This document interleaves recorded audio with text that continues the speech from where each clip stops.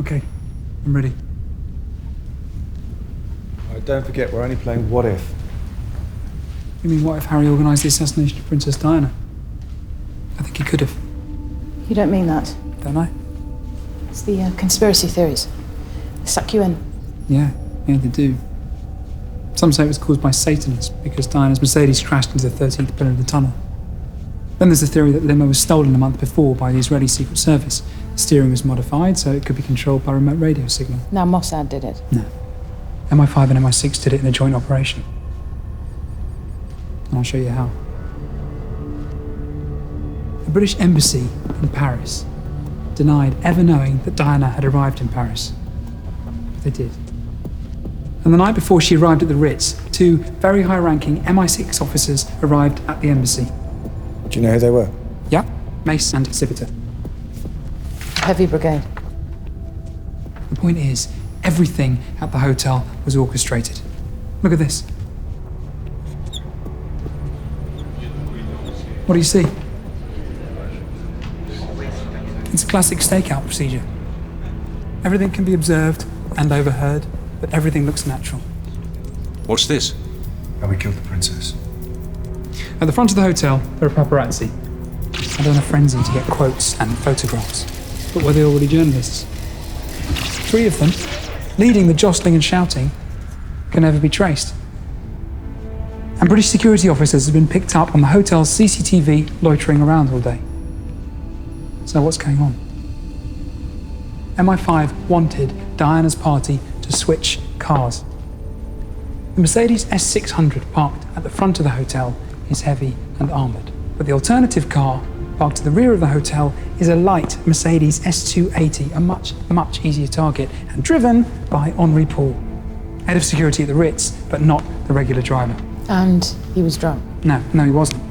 Now that's the MI5, MI6 cover story. Diana killed in drunk drive accident.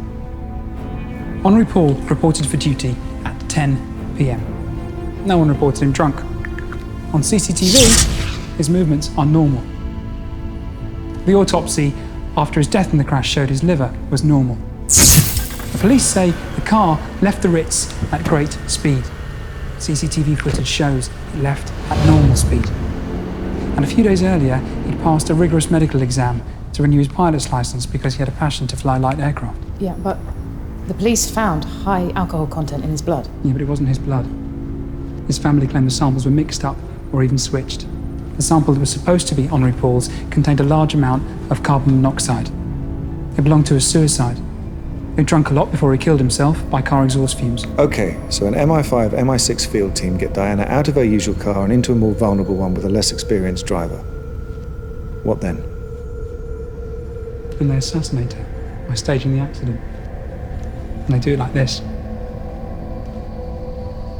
The road by the Seine goes into a tunnel. Henri Paul accelerates to get away from the paparazzi who are following on motorbikes. Behind is a big white Mercedes. Now this is the control vehicle for the operation. Behind that is a small white Fiat Uno. The Fiat Uno overtakes first the control vehicle, and then, when Diana's car is deep inside the tunnel and most at risk, it pulls alongside. And it's driven by agents to distract Henri Paul at the crucial moment. The Fiat Uno pulls away, and behind there comes a motorbike with a pillion rider. And this pillion rider is carrying a handheld strobe light. This strobe, smaller than a cigar, is tuned to a cycle of 12 hertz per second. Now the strobe blinds Henri Paul. Just for a moment, but that's all it takes. The car crashes. The Digger's princess dies. At the 13th pillar. And Satan has his way.